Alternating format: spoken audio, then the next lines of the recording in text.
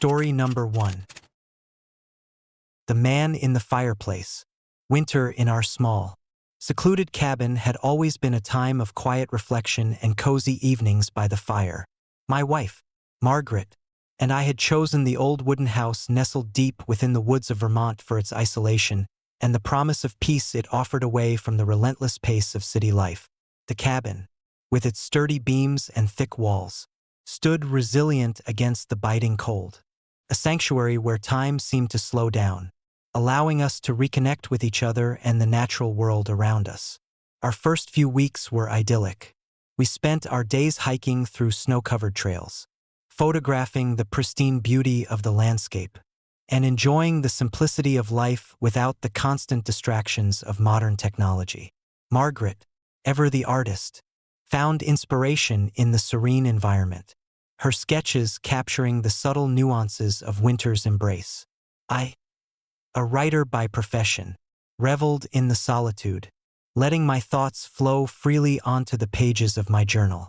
As the days grew shorter and the nights longer, the cabin took on an even more profound sense of isolation. The wind howled through the trees, and the snow piled higher against the walls, creating a fortress of white that seemed impenetrable. It was during these long winter nights that the true stillness of the cabin set in, broken only by the crackling of the fire and the occasional creak of the old wooden floors settling under the weight of the snow. One particularly frigid night, around midnight, Margaret awoke abruptly from a restless sleep. The room was plunged into darkness, the only light emanating from the faint glow of the fireplace. She sat up, her breath visible in the cold air, and glanced around the room before her eyes settled on something unsettling. Through the narrow gap in the fireplace door, she saw a wrinkled, aged face staring back at her. The eyes were hollow, and the expression was one of profound sorrow and longing. Margaret's heart pounded as she tried to rationalize what she had seen. "It must have been a trick of the light," she whispered, though her voice trembled with fear. I woke at her side, sensing her distress, and we sat in silence for a few moments, the eerie image lingering in our minds. The next morning, we discussed the incident over a warm cup of coffee. "I thought I saw someone in the fireplace," Margaret confessed, her hands wrapped tightly around her mug. I tried to brush it off as our imaginations running wild in the isolation, but a nagging unease settled in my gut. Determined to find an explanation, we decided to inspect the fireplace. The fire had long since died down, leaving behind a bed of glowing embers. I pulled out the tools from the kitchen and began to carefully dismantle the fireplace, removing the grate and reaching into the narrow space. Margaret watched anxiously, her breath shallow, as I cleared the ashes. Something metallic clinked against my tool. Curious, I reached further, my fingers brushing against something hard and cold. Carefully, I pulled out an object covered in soot and grime, a small, ornate box that seemed out of place in the otherwise utilitarian fireplace. Dusting it off, I opened the lid to reveal a collection of old photographs and letters, yellowed with age. One photograph caught my eye immediately. It was a family portrait of a man, a woman, and a young child, all smiling warmly. Their eyes seemed almost too bright, their happiness palpable. Beneath the photograph was a handwritten note in elegant script. "To my beloved family, may our memories never fade." As I examined the photos, Margaret entered the room, her expression grave. "These must have belonged to the previous owners," she said softly. "Do you think they left them here intentionally?" I nodded, feeling a chill run down my spine. It's possible. Maybe they wanted to preserve their memories. But as we delved deeper into the contents of the box, a disturbing realization began to take shape. The letters were filled with pleas for help, recounting a story of despair and entrapment. The writer, presumably the man in the photograph, spoke of mounting debts, harsh winters, and a growing sense of hopelessness. The final letter was particularly harrowing, ending abruptly with the words, "If you find this, please remember us. We didn't mean for things to end this way." A sense of dread settled over us. The letters hinted at a tragic end, but the details were sparse, leaving much to our imagination.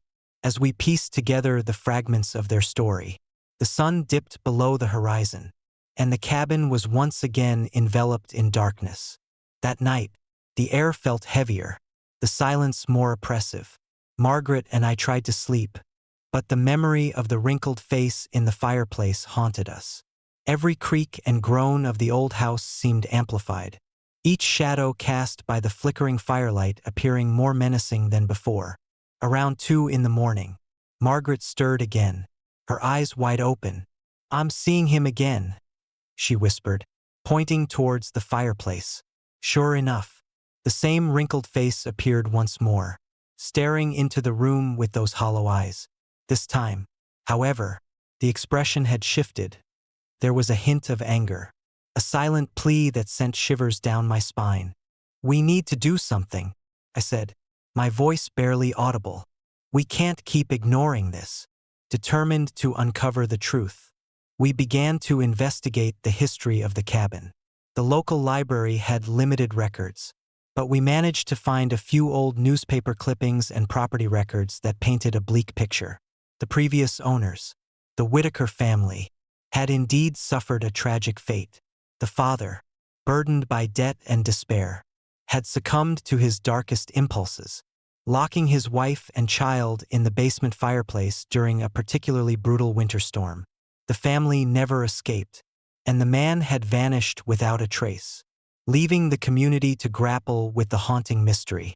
Realizing that the spirits of the Whitaker family were trapped within the cabin, we knew we had to find a way to help them find peace.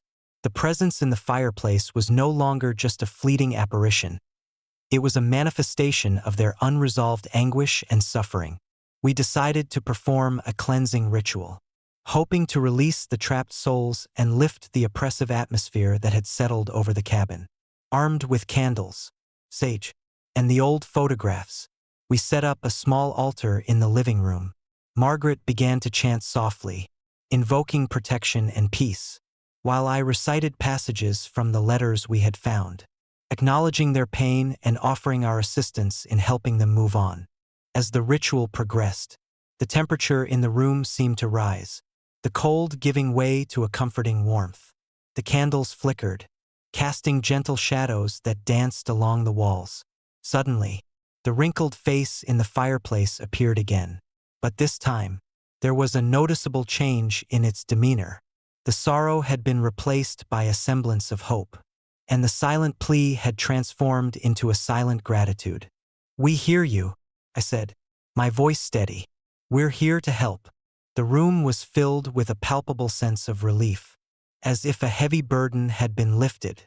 The presence in the fireplace began to fade, the once hollow eyes now shimmering with a peaceful light. Margaret and I felt a profound connection to the spirits we had endeavored to help, our hearts heavy with empathy and sorrow for their untimely demise. The following morning, the cabin felt different, lighter, almost rejuvenated. The oppressive chill had dissipated, replaced by a serene calm. We spent the day reflecting on our experience, the weight of the past slowly lifting as we embraced the newfound peace that enveloped our temporary home. As the weeks passed, the cabin became a place of healing and introspection for us. The lingering presence of the Whitaker family had been quelled, their spirits finally able to move on, leaving behind a legacy of love and resilience. We continued our stay, finding solace in the quiet beauty of the winter landscape and the warmth of our restored relationship. One evening, as we sat by the fire, Margaret reached for one of the old photographs. "I think they're at peace now," she mused, her eyes reflecting the flickering flames. "We did what we could to help them remember and let go." I nodded, feeling a deep sense of fulfillment. Sometimes, the most profound connections come from understanding and compassion. We gave them what they needed, and in doing so, we found a greater sense of purpose ourselves.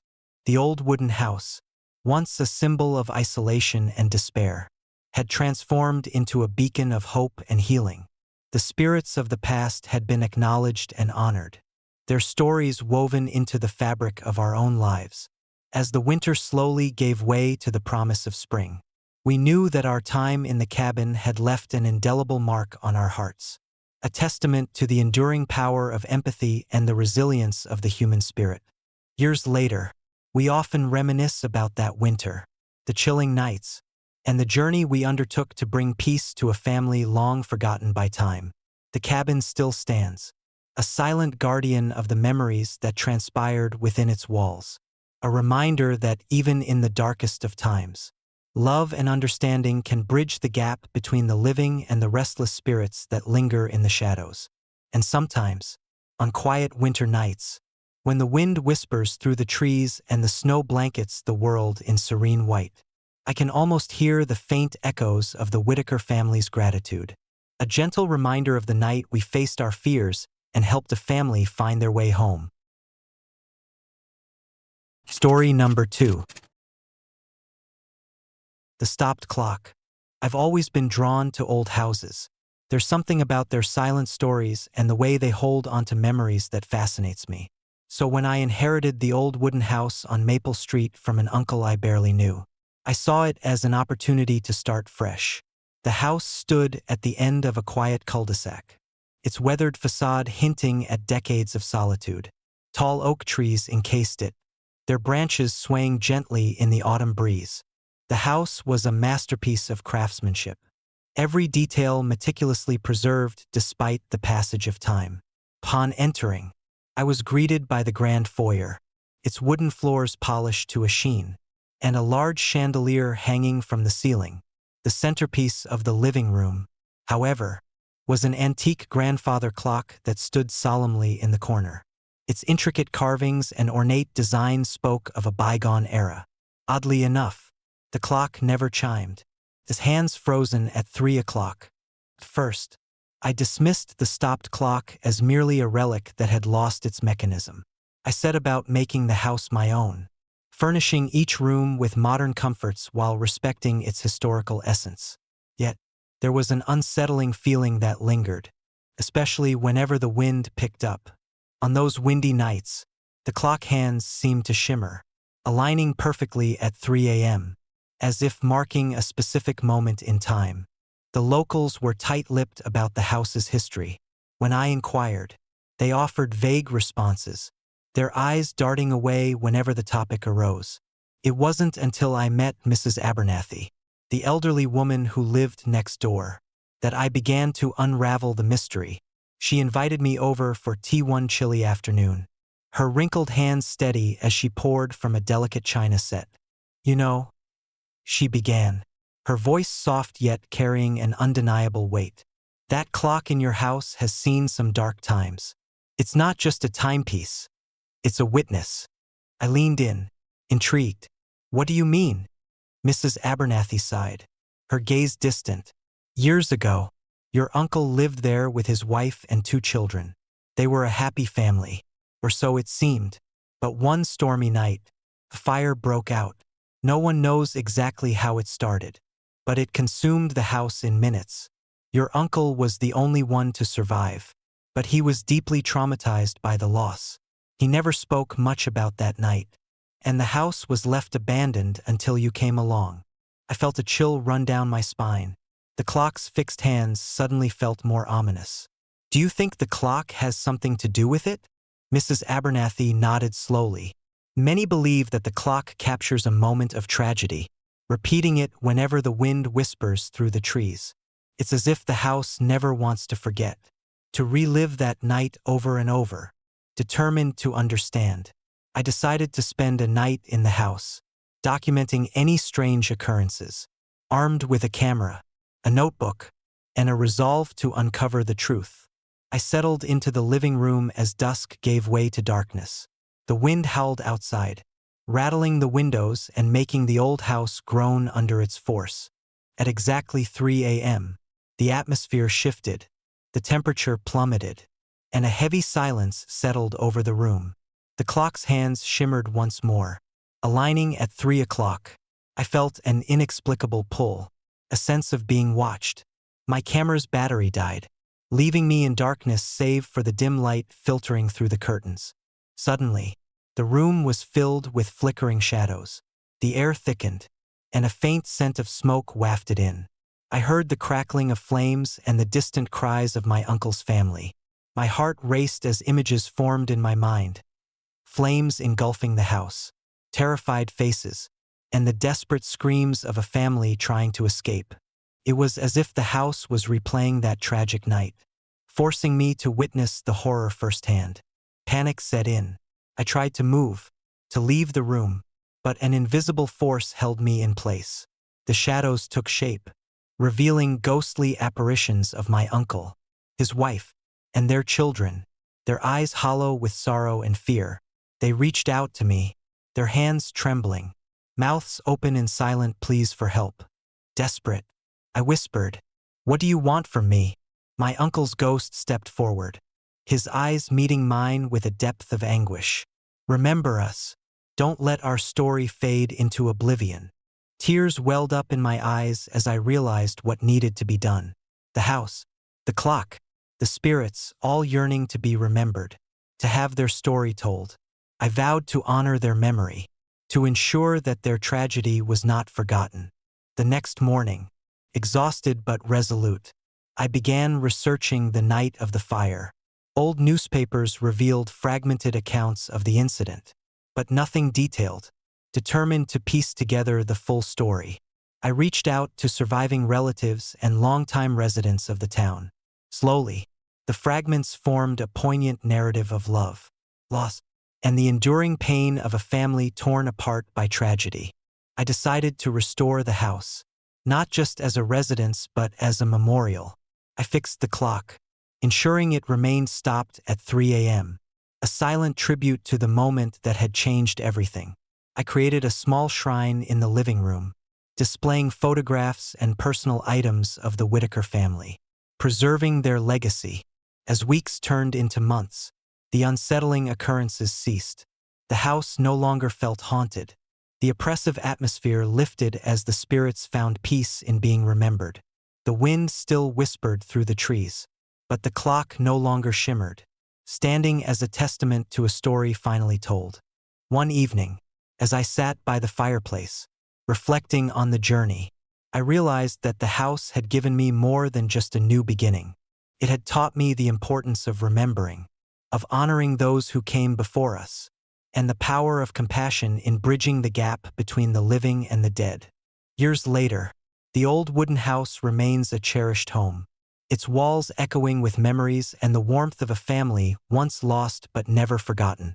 Visitors often marvel at the stopped clock, unaware of the profound story it holds.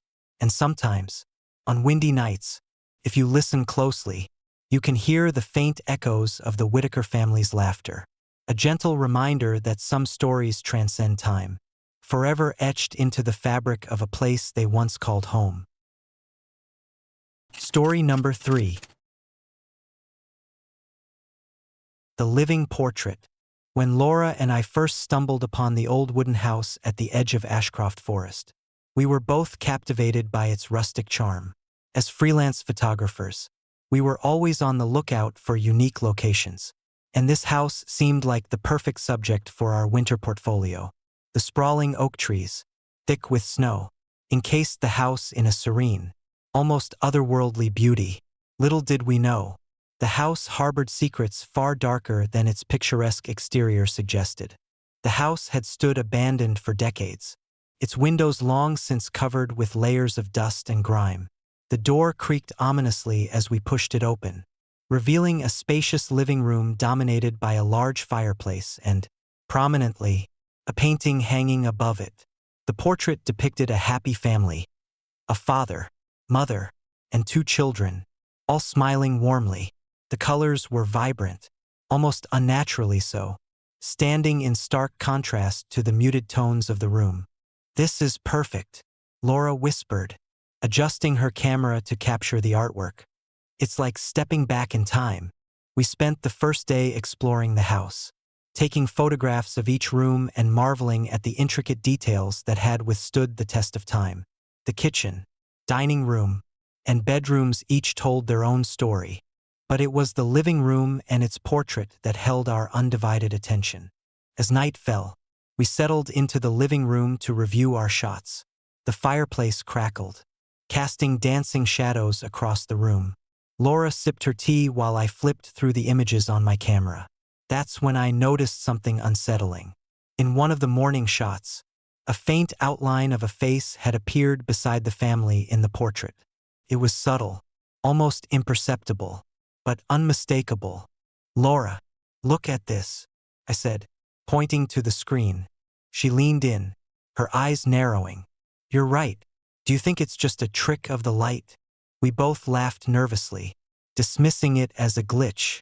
However, the next morning, the phenomenon repeated itself. Another face had been added to the painting, now clearly visible. Someone looking directly at the viewer with hollow eyes and a haunting expression. "Maybe it's the house settling," Laura suggested, though her voice lacked conviction.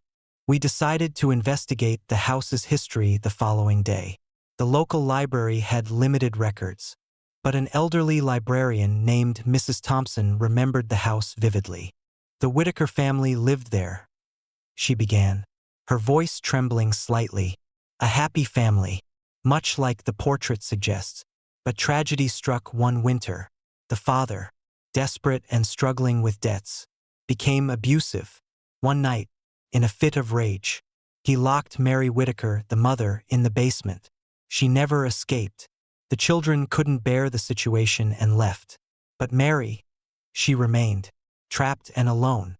It's said her spirit still haunts the house, forever watching, forever waiting." The story sent a chill down my spine. Mary Whitaker, the face in the portrait, must be hers, joining her family in death. Determined to understand what was happening, we returned to the house armed with this new information. That night, as we sat in the living room, the air grew inexplicably cold. The fireplace's warmth seemed to fade, replaced by an oppressive chill.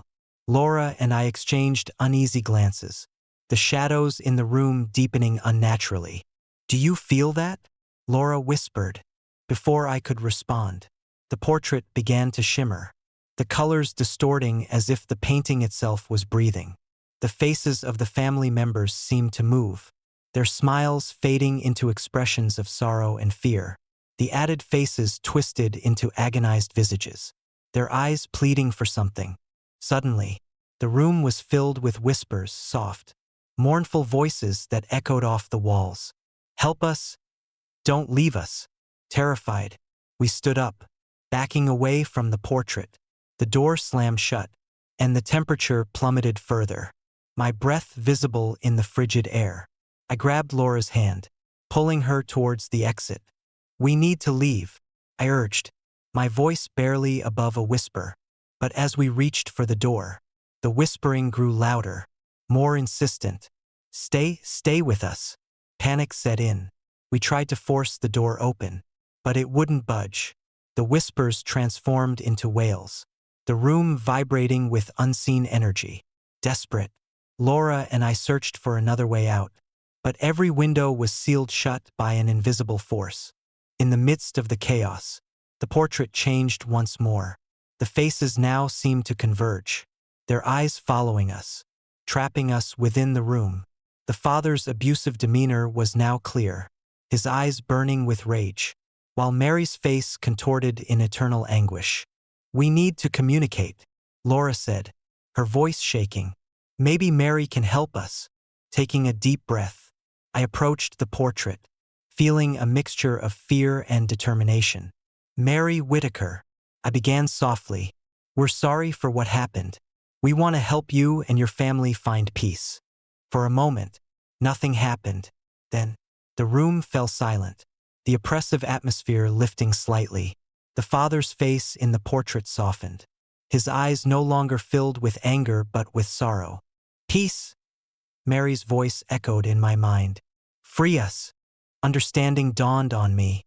The spirits were trapped, bound to the house by their unresolved pain and suffering.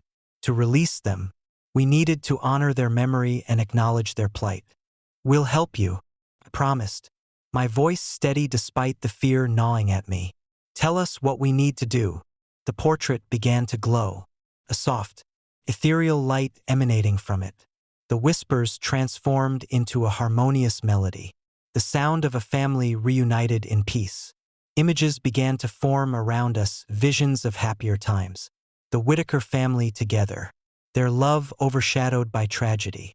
Laura joined me, her hand squeezing mine for support. "We need to perform a ritual," she suggested, recalling the information we had gathered. "Something to honor their memory." Following the instructions we'd pieced together, we gathered items from around the house: candles, flowers, and a family heirloom I'd found in the attic. We arranged them around the portrait, creating a makeshift altar. As we lit the candles, the room filled with a warm, comforting light, dispelling the remaining shadows. "We honor you," I recited, my voice strong. "May your spirits find the peace you deserve. We remember your love and sorrow, and we set you free." The atmosphere shifted, the oppressive weight lifting entirely. The portrait shimmered one last time before the added faces faded away, leaving only the original happy family. The whispers ceased, replaced by a profound silence filled with gratitude. The door to the living room swung open effortlessly, allowing us to exit the room. Exhausted but relieved, Laura and I left the house, the weight of the experience settling in our hearts. In the days that followed, the house seemed to transform. The air felt lighter, the shadows less menacing. We returned one last time to take final photographs, capturing the house's newfound serenity. The portrait now hung quietly, a testament to the power of compassion and understanding. Years later, Laura's photographs from that winter remain some of my most cherished works, each image telling a story of love, loss, and redemption. The old wooden house still stands at the edge of Ashcroft Forest, a beacon of peace and a reminder of the spirits we helped to set free. Sometimes, on quiet winter nights, I catch a glimpse of the portrait in my mind's eye, a happy family forever captured in time. It serves as a poignant reminder that even in our darkest moments, understanding and empathy can bridge the gap between the living and the restless spirits, bringing closure and peace to those who linger in the shadows. Story number 4. Whispers beneath the snow. Winter had always been my favorite season. There was something magical about the way the world transformed under a blanket of snow, turning familiar landscapes into serene, untouched canvases. So, when my girlfriend, Laura, suggested we spend a weekend at an old wooden house nestled deep within the woods, I eagerly agreed. It was the perfect opportunity to escape the chaos of city life and indulge in our shared passion for photography. The house stood isolated, surrounded by towering pine trees that seemed to guard its secrets. Its weathered exterior hinted at years of neglect, with shutters hanging loosely and windows clouded by frost. As we approached, the crunch of our boots in the fresh snow was the only sound breaking the oppressive silence of the forest. The air was crisp, each breath visible in the cold light of late afternoon. Laura and I had driven for hours, the road winding through dense woodland until the house emerged like a relic from another time. We spent the first day unpacking our gear, setting up our cameras to capture the ethereal beauty of the winter landscape. The sun began to set, casting long shadows and painting the sky in hues of orange and pink. It was the perfect setting for our photographs. After dinner, we decided to take a stroll around the property, the fading light creating an almost otherworldly atmosphere. As we walked, Laura noticed a pile of snow near the back of the house. Curious, we approached it, shoveling aside the thick layer to reveal a heavy wooden door partially concealed by the snow. It was an unexpected find. There was no indication of a basement or additional rooms from the house's exterior. "Do you think there's a basement down there?" Laura asked, her breath visible in the cold air. I shrugged, a mix of excitement and apprehension bubbling within me. Only one way to find out. We pushed the door open, revealing a narrow staircase descending into darkness. The air that wafted up was musty, carrying the scent of damp wood and something else, something metallic. Laura hesitated for a moment before taking my hand, and together, we descended the steps, our flashlights piercing the blackness below. The basement was small, its walls lined with stone and the floor covered in a thick layer of dust. In the center stood a sturdy wooden table, its surface scarred by time and neglect. But what caught our attention were the carvings etched into the wood, words pleading for help, their edges worn smooth by countless hands. "I can't believe this," Laura whispered, her voice barely audible. "Look at all these messages." We stepped closer, the gravity of the situation sinking in. The carvings were desperate, each one a silent scream for salvation. Names, dates, and fragmented sentences filled the table, telling a story of anguish and despair that transcended time. As I traced my fingers over the letters, a chill ran down my spine. It felt as though the basement itself was holding its breath, the weight of the messages pressing down on us. Laura's hand tightened around mine, her eyes wide with fear and confusion. "We need to go," she said firmly, pulling me away from the table. "This place, it's not right." I nodded, feeling a growing sense of unease. We hurried up the stairs, the door slamming shut behind us with a force that echoed through the house. My heart pounded in my chest as we stood in the foyer, the cold air now feeling suffocating. "We can't stay here tonight," I insisted, grabbing Laura's coat. "Let's get out of here." We quickly packed our things, the earlier excitement replaced by a palpable fear. As we loaded the car, I kept glancing back at the house, the windows now dark and foreboding under the cover of night. The forest around us seemed to close in, the trees casting long, twisted shadows that danced in the flickering light of our headlights. The drive back was tense, the usually comforting hum of the engine now a backdrop to the racing thoughts in my mind. What had we discovered in that basement? Who had left those desperate messages? And why? The questions swirled, unanswered, as the miles between us and the house grew. We didn't speak much on the way back, the silence filled with the weight of what we had witnessed. Laura seemed particularly shaken, her eyes reflecting the fear that lingered from our discovery. When we finally reached the safety of the city lights, we both let out a breath we didn't realize we'd been holding. That night, sleep eluded me. Images of the basement and the pleading carvings haunted my dreams, the sense of being watched lingering in my thoughts. I couldn't shake the feeling that something had followed us, something that didn't want us to leave. The next morning, determined to find answers, I began researching the history of the house. Local archives and old newspapers provided little information, the house seemingly having vanished from public records years ago. However, I stumbled upon a series of articles detailing a family tragedy that had occurred decades earlier. The Miller family, John, Mary, and their 2 children had lived in that very house. One harsh winter, a terrible storm had hit the area, cutting them off from the rest of the world. Desperate for supplies and warmth, tensions had flared, leading to a night of violence and tragedy. Mary had been locked in the basement by John, a man driven mad by isolation and fear. She had perished there, her pleas for help forever etched into the very wood we had discovered. Realizing the gravity of our discovery, Laura and I decided to return to the house, hoping to honor Mary's memory and perhaps find some semblance of closure. Armed with this new knowledge, we approached the property with a mixture of dread and determination. The house greeted us with an eerie stillness, the snow now untouched and pristine under the bright winter sun. As we stepped inside, the air felt different, charged with an unspoken tension.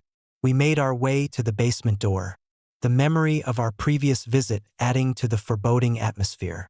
This time, we brought along a few candles and a small toolkit, intending to create a makeshift memorial for Mary. Descending the stairs, the basement felt colder, the chill seeping into our bones. The wooden table stood as a silent testament to the past, the carvings now seeming even more desperate in the dim light of our candles. "We need to let her know we're here," Laura said softly, her voice trembling. "That we remember."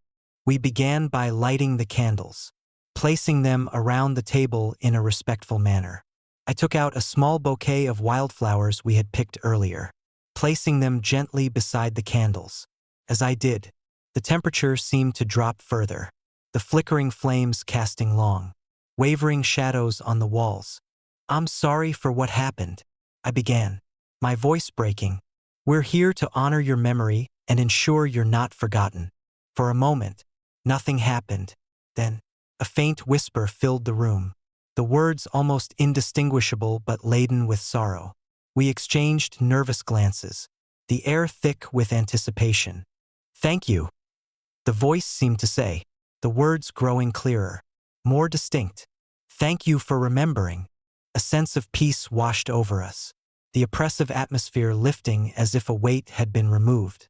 The candles burned steadily, their light no longer flickering but shining brightly, illuminating the room with a warm, comforting glow. "We did it," Laura whispered, tears welling in her eyes. "We gave her peace." We stood there for a while longer, the silence now filled with a profound sense of calm and connection. It was as if Mary's spirit had found the closure it had long been denied, her restless presence finally at ease. As we left the basement, the house seemed less menacing, its dark history acknowledged and respected. The forest around us felt less isolating, the trees no longer towering with an ominous presence but standing as silent guardians of a story that had finally been told. In the days that followed, Laura and I returned to the house several times, each visit strengthening our bond and our understanding of the past. We documented our experience, sharing Mary's story with anyone who would listen, ensuring that her voice would not be silenced by time. Years later, the house still stands, its windows no longer clouded but clear, reflecting the beauty of the winter landscape. Visitors occasionally come, drawn by the tale of the mysterious basement and the spirit who found peace. Some leave flowers at the doorstep, a silent tribute to Mary and her enduring legacy. Laura and I often reflect on that winter weekend, the fear that once gripped us now replaced by a deep sense of fulfillment.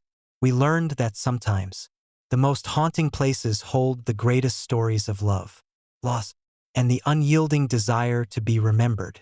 And as the snow continues to fall each winter, blanketing the woods in serene white, we know that Mary's spirit watches over the house, her whispers now a gentle reminder of the power of compassion and the importance of never forgetting those who came before us. Story number 5. The Woman at the Window. Winter had a way of transforming everything into a silent, white expanse. When my wife, Laura, and our 2 children, Emma and Jake, decided to relocate temporarily to a secluded wooden house in the outskirts of Ashford, a small town nestled deep within the Appalachian Mountains. I thought it was the perfect opportunity for a fresh start. The hustle and bustle of city life had worn us down, and the promise of peace and tranquility in the woods was irresistible. The house itself was a charming, albeit somewhat dilapidated, structure that had stood abandoned for years before we moved in. Its rustic exterior, with thick wooden beams and a steeply pitched roof, exuded a timeless charm. The large windows, now frosted over with the first signs of winter, offered a panoramic view of the dense forest surrounding us. We spent the first few days settling in, unpacking our belongings, and exploring the serene beauty of our new temporary home. Laura seemed particularly enchanted by the house. She appreciated the solitude it offered, a stark contrast to the constant noise of our previous life. Our children, although initially hesitant, quickly adapted to the slower pace and the endless adventures the woods provided. They reveled in building snowmen, sledding down the nearby hills, and discovering the hidden trails that wove through the trees. However, as the days grew shorter and the nights longer, an unease began to settle over us.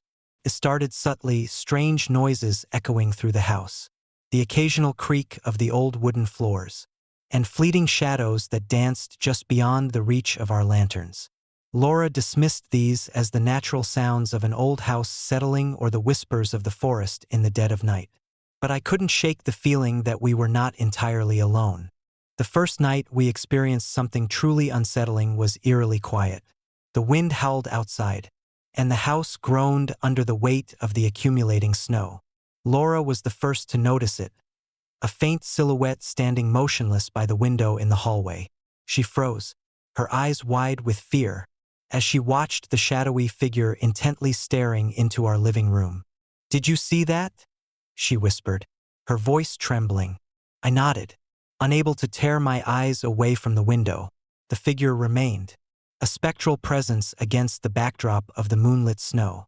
Laura and I exchanged uneasy glances, both of us trying to rationalize what we had just witnessed.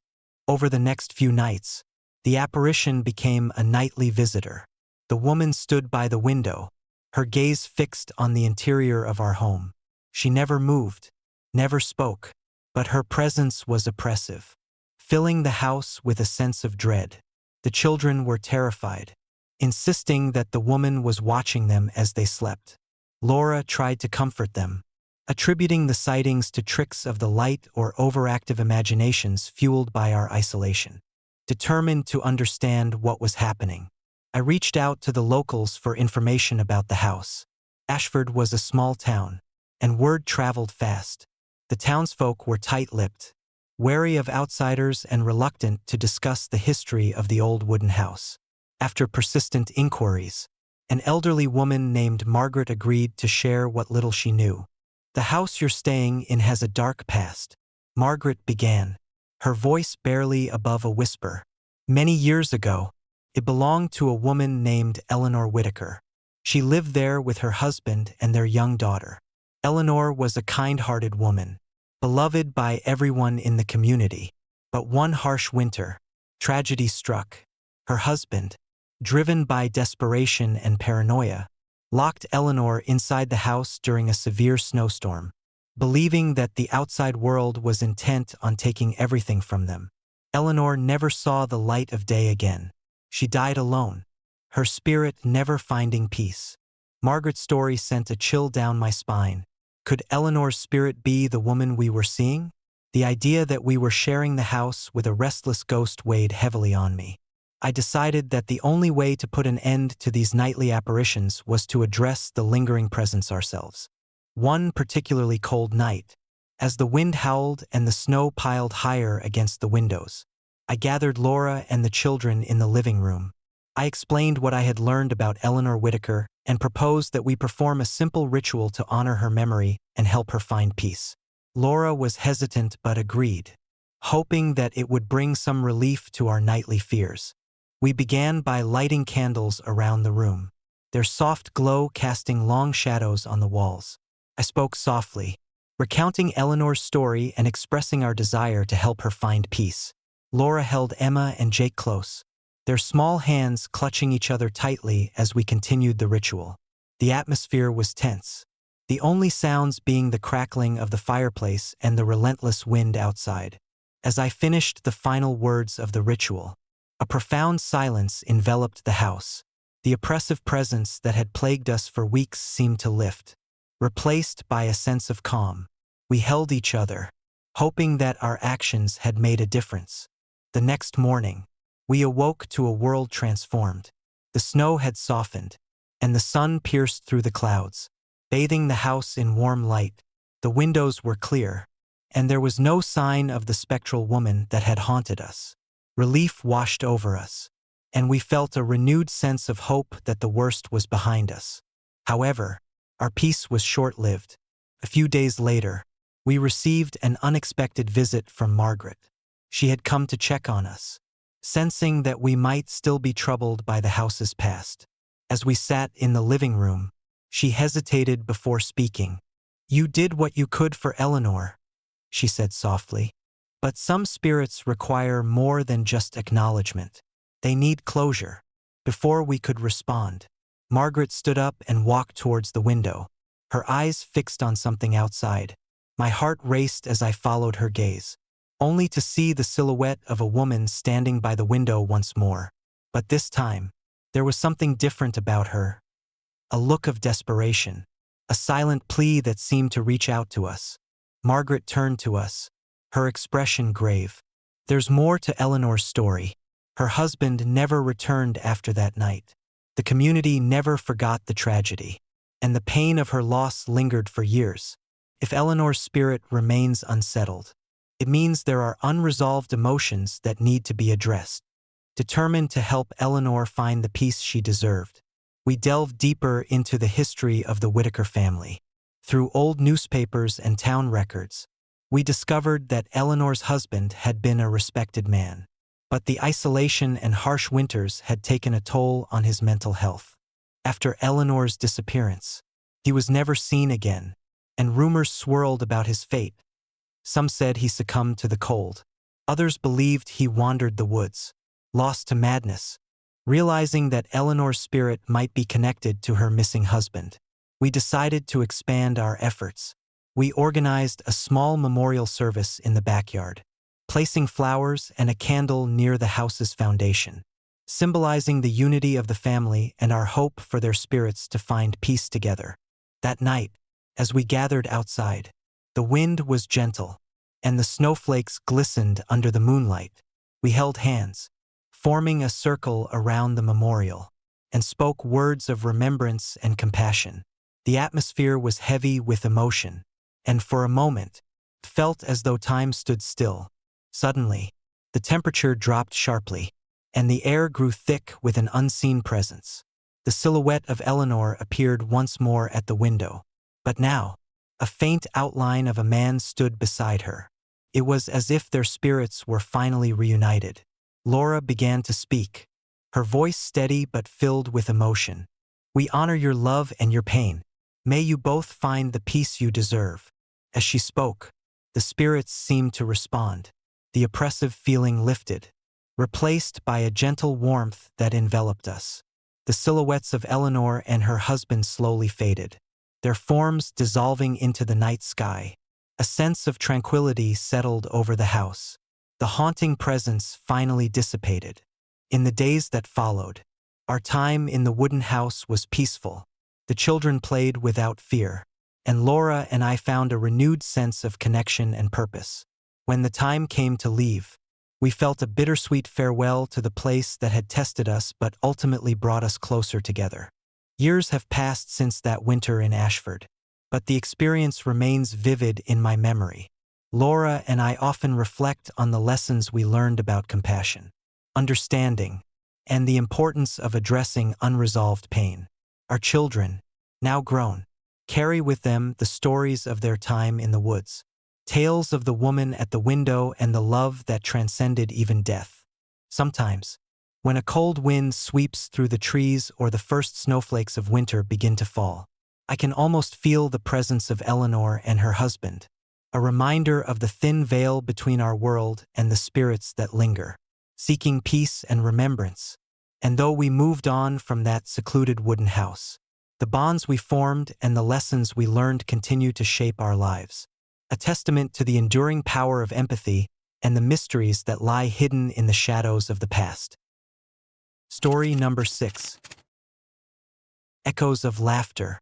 I've always been drawn to the solitude of the wilderness.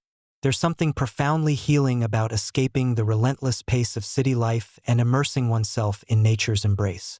So, when my 3 college friends, Emily, Jake, and Sarah, suggested a winter camping trip to an isolated wooden house nestled deep within the Appalachian forest, I didn't hesitate to agree. Little did I know, our quest for peace would lead us into the heart of something far more sinister.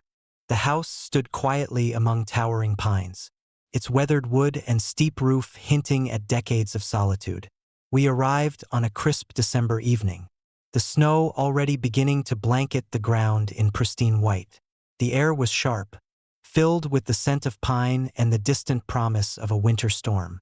Despite the chill, excitement buzzed through our group. This was exactly the break we all needed.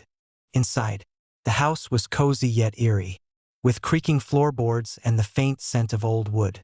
We unpacked our gear and settled in, the fireplace crackling warmly as we shared stories and laughter. As night fell, the forest outside grew silent, the snow muffling any sound beyond the house's walls.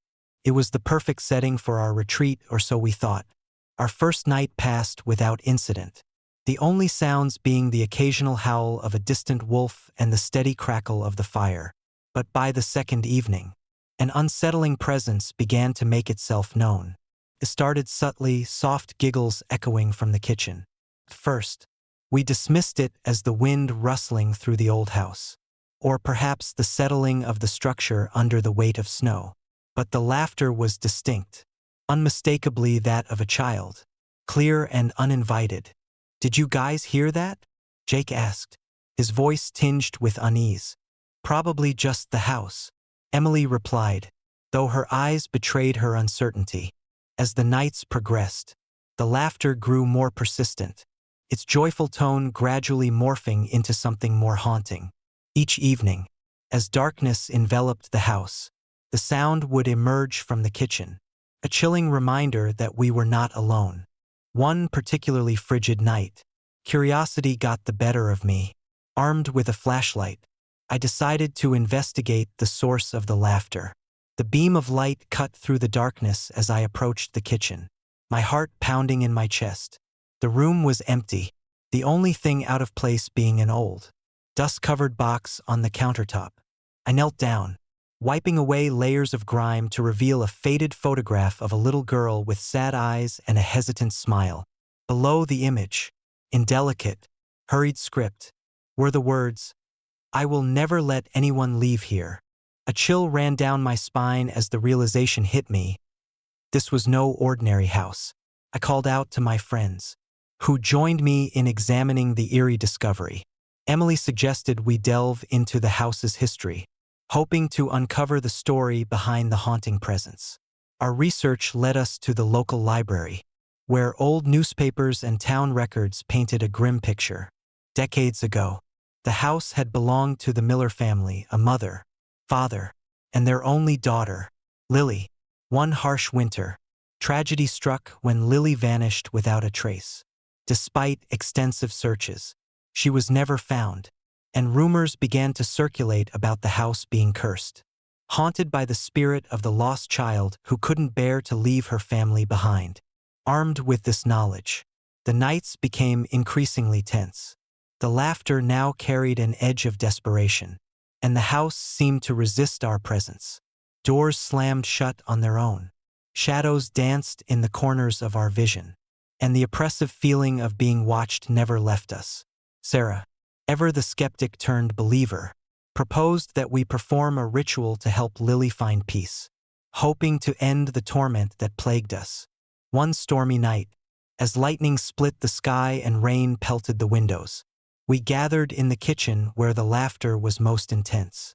Following instructions from old folktales and the notes we had pieced together, we began the ritual, chanting softly and lighting candles to guide Lily's spirit. The air grew thick with tension, the temperature dropping as if the house itself was holding its breath. Suddenly, the laughter ceased, replaced by a profound silence that pressed against our ears. The candles flickered, casting elongated shadows that seemed to reach out towards us. In that moment, a figure materialized before us, a translucent image of Lily, her eyes filled with sorrow rather than malice. "I just want to stay with my family," she whispered, her voice echoing through the room. "Please, don't leave me here alone." Understanding washed over us. This child was not malevolent. She was trapped, longing for the connection she lost. We continued the ritual, speaking words of comfort and assuring her that she was not forgotten. Slowly, the oppressive energy lifted, and Lily's spirit began to fade, a peaceful smile replacing the sadness in her eyes. The following morning, the house felt lighter, the lingering tension replaced by a serene calm. We packed our belongings, the memories of the past nights etched into our minds. As we left, the first rays of sunlight pierced through the trees, promising a new beginning. Years have passed since that winter retreat, but the experience remains vivid in my memory. Emily published a best-selling novel inspired by our ordeal. Jake became an advocate for preserving historical sites, and Sarah delved deeper into paranormal research. As for me, I carry the lessons learned from Lily's plight, the importance of understanding and compassion, even in the face of the unknown. Sometimes, when the wind howls through the trees or the night grows inexplicably quiet, I can almost hear the faint echo of a child's laughter, a reminder of the thin veil between our world and the restless spirits that linger in forgotten places.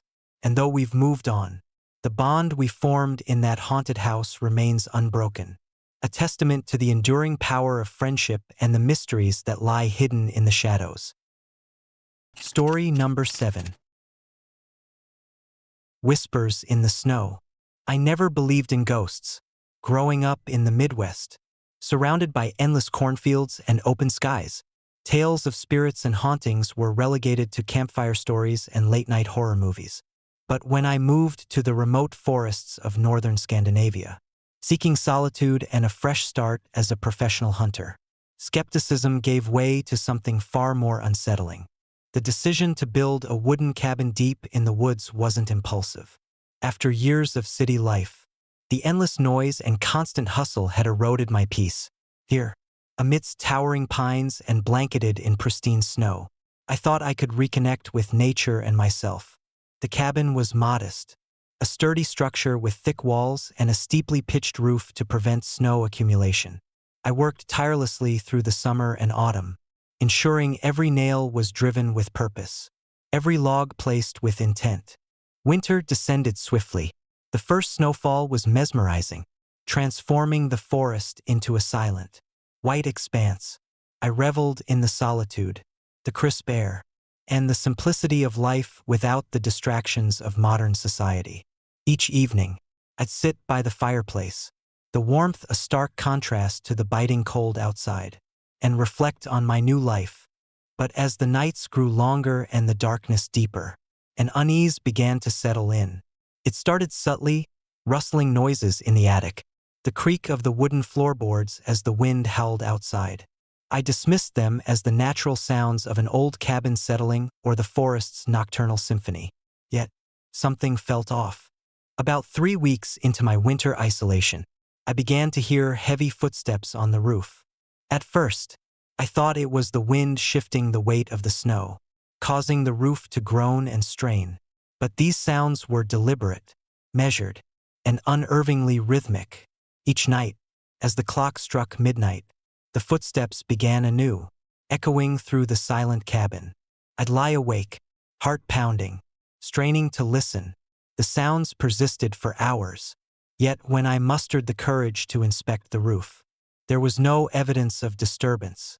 The snow lay undisturbed, perfect, untouched blanket, no footprints, no broken branches, nothing to indicate any presence above. Sleep became elusive. Days blurred into nights, each one punctuated by the relentless marching on my roof. My nerves frayed, and paranoia crept in. I began to question my sanity. Had the isolation twisted my mind? Was I projecting my fears onto the silent, snowy landscape? One particularly frigid night, after weeks of sleeplessness, I decided I couldn't endure it any longer. Armed with a flashlight and a sturdy ladder, I ventured out into the biting cold, determined to uncover the source of the haunting footsteps. The air was sharp, each breath visible in the dim light. I approached the cabin, the door creaking open to reveal the flickering fireplace inside, casting long, dancing shadows on the walls. I ascended the ladder, each step crunching on the fresh snow. The roof was a pristine expanse, untouched and immaculate. I scanned the surface, expecting to find some clue: broken shingles, displaced snow, anything. But there was nothing. Puzzled and slightly relieved, I began to descend, only to freeze as a shadow moved swiftly across the snow-covered ridge. My heart raced. I reached the top of the ladder, shining my flashlight towards the movement. There was nothing, just the vast, empty sky. Before I could rationalize it, a gust of wind blew, and my flashlight flickered, casting eerie patterns across the roof. That's when I saw it, a single, jagged line etched into the snow, spelling out, in crude, hurried strokes, "Don't come back anymore." I staggered back, the message sending a chill down my spine. My mind raced with possibilities. Another person? An animal? Or something far more sinister? The realization that I wasn't alone. That something or someone was actively warning me to leave. Gnawed at me. I retreated to the warmth of the cabin. My thoughts a tangled mess of fear and confusion. The following days were a blur of anxiety. The footsteps continued, each night more persistent than the last. I started noticing other anomalies, personal items out of place, strange symbols carved into the wooden beams, and the ever-present message that seemed to grow more urgent with each repetition. One evening, as a heavy storm raged outside, I found another note tucked beneath the door. Leave now, or suffer. Panic set in. I couldn't shake the feeling of being watched, of an unseen force tightening its grip around me. Desperation drove me to seek answers. I began researching the history of the area, digging through old records and local legends. What I discovered was chilling. The forest I called home had a dark past, a place where hunters had gone missing, where tragedies had unfolded, leaving behind restless spirits unable to find peace. One story, in particular, stood out. A group of hunters, much like me, who had ventured into the woods decades ago and never returned. It was said that their spirits haunted the very places they sought refuge, forever bound to the land that betrayed them. Armed with this knowledge, I realized that the warnings were not just random acts of nature or my imagination. They were a plea, a desperate attempt by those who couldn't leave to force me away. The realization that I was part of a cycle, that my presence might be contributing to the restless spirit's torment, was horrifying. I knew I had to leave. The thought of abandoning the solitude I sought was unbearable. But the alternative was unthinkable. Packing my essentials, I prepared to depart. But the forest had other plans. The storm intensified, the wind howling like the cries of the lost souls. As I tried to start my truck, it refused to budge, the engine stalling under the weight of the oppressive atmosphere. Trapped, I felt the cabin close in around me. The walls seemed to pulse with unseen energy, the air thick with malevolence. The footsteps reached a crescendo, a relentless march that echoed through every corner of my mind. I realized that leaving wasn't just about escaping the physical confines. It was about confronting the very essence of my fears. Summoning every ounce of courage, I decided to face whatever haunted the cabin. With a trembling hand, I grabbed a flashlight and ventured back onto the roof, determined to find the source of the torment. The snow glistened under the pale moonlight, each step crunching loudly in the silence. As I reached the peak, the storm seemed to abate, a strange calm settling over the landscape. There, etched once more in the snow, was a message not threatening, but sorrowful. Find peace. I understood then that the spirits were not malevolent but trapped, yearning for release. In that moment of clarity, I made a vow to honor their plea. I spent the remaining days of winter restoring the cabin, respecting the land, and performing rituals of respect and remembrance as I had learned from the local legends. When spring finally arrived, the forest began to thaw, the snow giving way to budding life. The footsteps ceased, replaced by a serene silence that spoke of peace finally achieved. Packing up my belongings, I left the cabin behind, carrying with me the lessons learned from the whispers in the snow. Years later, I still think about that winter, the haunting footsteps, and the desperate messages etched in snow. It taught me that some places hold memories too powerful to be ignored, that respect for the past is essential for peace in the present. And though I never returned to those northern woods, the echoes of that frozen season remain with me, a testament to the thin veil between the living and the restless spirits that linger in the shadows.